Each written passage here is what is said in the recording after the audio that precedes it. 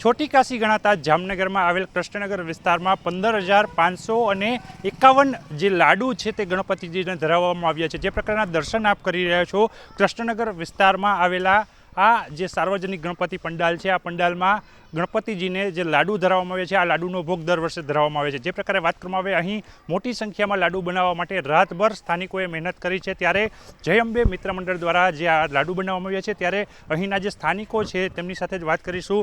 शुं कहेशो, लाडू बनाववामां आव्या छे, कया प्रकारनी अहींया सामग्री वपराणी अने केटला लाडू बनावाया?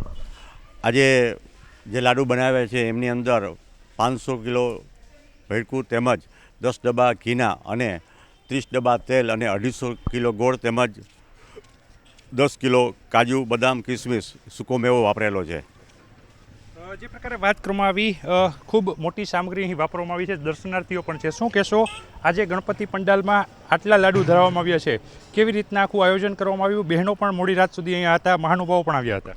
ઘણા વર્ષથી જય અંબે મિત્ર મંડળ દ્વારા ગણેશ મહોત્સવ ઉજવવામાં આવે છે, ત્યારે ગત રાત્રિએ રીવાબા પણ આવેલા અને અહીંના સ્થાનિકો દ્વારા મહિલાઓ પુરુષો બધાએ ભાગ લીધો અને રાતે મોડી રાત સુધી આ લાડુ ધરવામાં આવ્યા। આ કુલ લાડુની સંખ્યા છે 15,551 છે, જે મહાપ્રસાદ છે અત્યારે ભોગ ધરવામાં આવ્યો છે અને મહાઆરતી બાદ બધાને પ્રસાદ વેચવામાં આવશે, જે સૌથી વધારે લાડુ છે।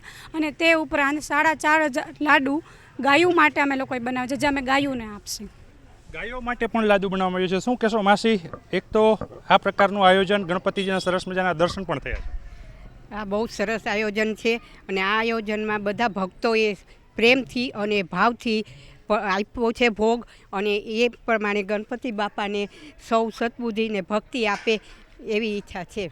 धार्मिकतानी साथे साथे सेवानुं माध्यम पण श्री जय अंबे मित्र मंडळ द्वारा तेमज धर्मराजभाई द्वारा धर्मेन्द्रसिंहभाई द्वारा एक आयोजन करवामां आव्युं छे कि फक्त प्रभुने प्रसाद नहीं पण एनी साथे साथे अबोल जेटला पण पशु पंक्षीओ छे एमने पण 4,000 करता वधारे लाडुओ छे एनुं दान करवामां आवशे। एटले आ धार्मिक वातावरणमां अत्यारे एक पूरा उत्साह उमंग અને જે આપણો કહી શકાય કે આપણો દેશ સર્વે ધર્મ સંભાવની સાથે સાથે વિવિધતામાં એકતાની જે દર્શન થઈ શકે એ આવું વાતાવરણ, એવું દિવ્ય વાતાવરણમાં મને પણ અત્યારે આ સેવામાં સહભાગી થવાનો જે અવસર મળ્યો એ બદલ હું ખૂબ ખૂબ આભાર માનું છું આ મિત્ર મંડળનો, તેમજ આપ સર્વે ધર્મપ્રિય જનતાને મારા માધ્યમથી, આપના માધ્યમથી ખૂબ બધી ગણેશ મહોત્સવની શુભકામનાઓ પાઠવું છું।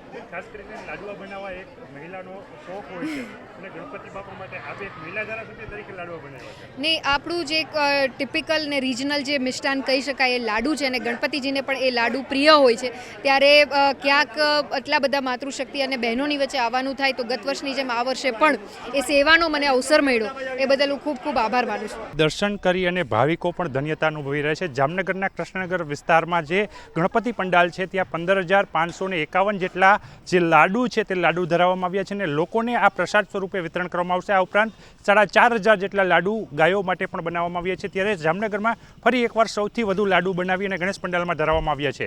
કિંજલ કારસરિયા, ન્યૂઝ 18 ગુજરાતી, જામનગર।